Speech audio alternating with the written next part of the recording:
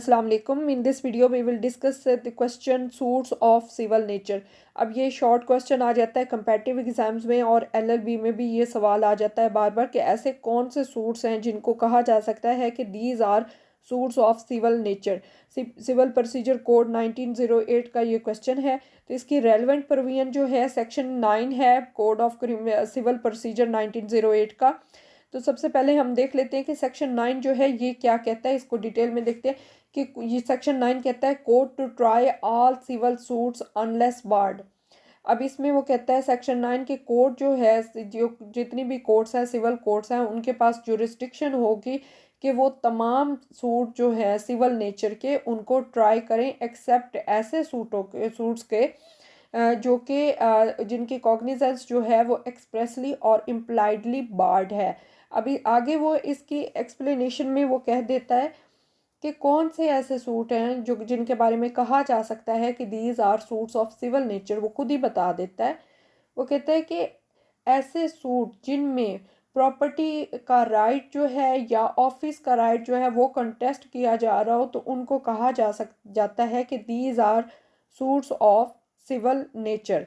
अब नेक्स्ट हमारे पास आ जाता है कि सिविल नेचर के सूट्स जो हैं ये हैं कौन से, इसको हम डिटेल में देख लेते हैं कि ऐसे तमाम सूट्स जिनमें कोई भी क्वेश्चन जो है relating to determination of civil right हो या सिविल ड्यूटी हो या सिविल ऑब्लिगेशन हो या पार्टीज का स्टेटस हो तो कहा जाएगा कि these are all suits of civil nature.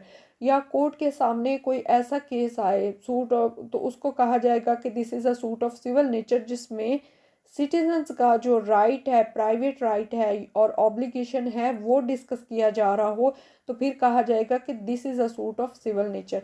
इसके अलावा हमारे पास आ जाता है कि अगर कोई ऐसा क्वेश्चन है जिस ऐसा केस कोर्ट के सामने आता है कि जिसमें प्रिंसिपल क्वेश्चन जो है it is related to caste और रिलीजन तो फिर कहा जाएगा कि नहीं, ये सिविल नेचर का सूट जो है ये नहीं है। आगे हम एग्जाम्पल देख लेते हैं कि कौन कौन से सूट्स जो हैं वो सिविल नेचर के हैं और कौन से सूट्स जिनको हम कहते हैं कि ये सिविल नेचर के नहीं है।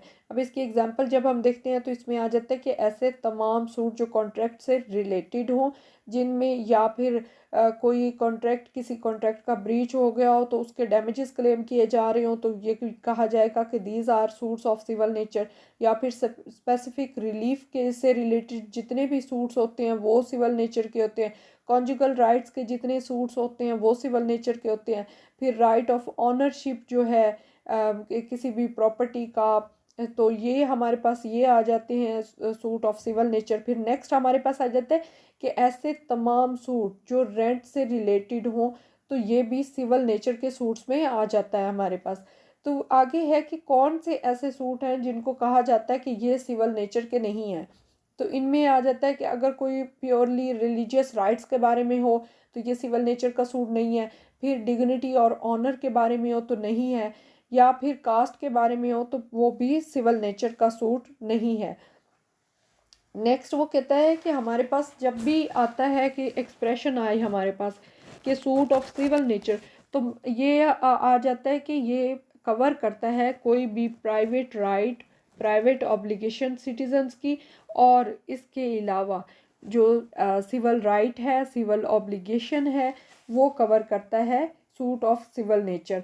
तो इसमें आगे वो कहता है कि जब हमारे पास आ जाता है कि कोई ऐसा क्वेश्चन हो जिसके मेन क्वेश्चन, कोई ऐसा सूट हो जिसका मेन क्वेश्चन हो कि कास्ट से रिलेटेड हो या रिलीजियस राइट या सेरेमनीज से रिलेटेड हो तो फिर वो सिविल नेचर का सूट नहीं होगा। लेकिन अगर कोई ऐसा सूट कोर्ट में हो जिसका प्रिंसिपल क्वेश्चन जो है वो क्या हो कि सिविल नेचर का हो लेकिन उसके साथ रिलेटेड हो कास्ट का क्वेश्चन या रिलीजन का क्वेश्चन रिलेटेड आ रहा हो, प्रिंसिपल ना हो लेकिन उससे रिलेटेड हो तो फिर कहा जाएगा कि ये जो सूट है ये सिविल नेचर का है। फिर उसमें वो उसको आगे कोर्ट जो है ट्राई कर सकती है।